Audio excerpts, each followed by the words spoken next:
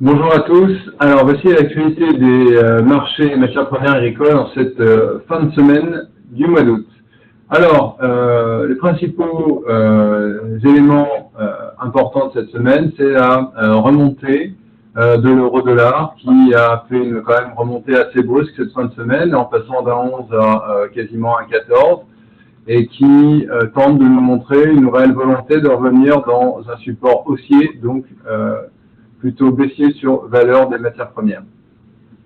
On a un mouvement du pétrole aussi qui vient chercher sa résistance de 51, après avoir fait une très très forte semaine de hausse.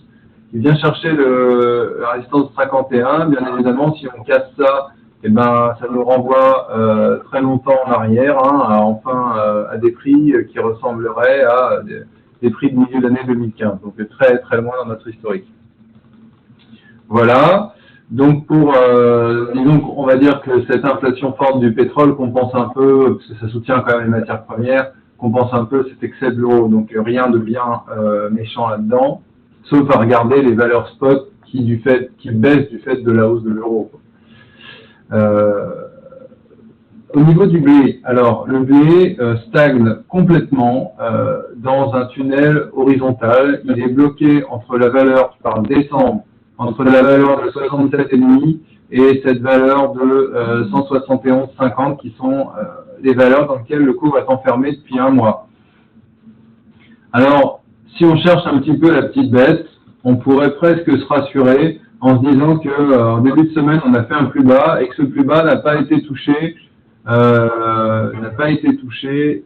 le point de 67,5, donc c'est peut-être un début de tendance haussière. Enfin, c'est tellement mou que c'est à peine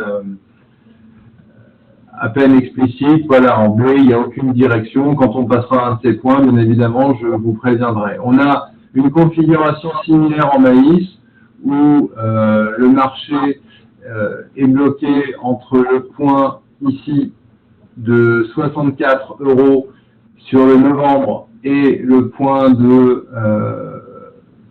70 € sur le novembre toujours. Et le marché est très très très faible là-dessus. Là, on a refait les 2 points. Donc voilà, une grande stabilité sans vraiment de direction. On dirait une zone de congestion. En colza, la tendance est à l'encontre un peu plus haussière et depuis un peu plus longtemps. Et on pourrait la tracer comme ça sur les clôtures. Voilà, donc on est dans une bonne tendance haussière, quasiment à peine 45 degrés, donc assez viable.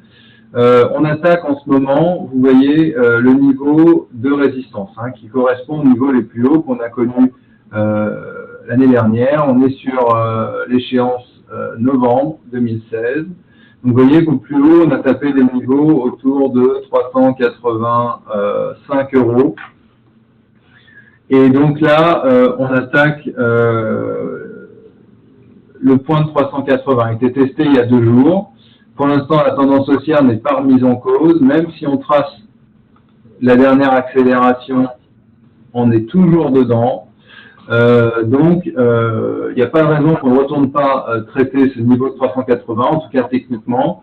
Donc là, on rentrerait sur un fort niveau de vente, parce que le marché s'est quand même arrêté dessus un grand nombre de fois dans le passé, vous voyez, en 2015, et donc ce niveau de 380, 385 est un gros niveau de vente. Donc à voir si le cours confirme et si on y retourne dans les prochains jours.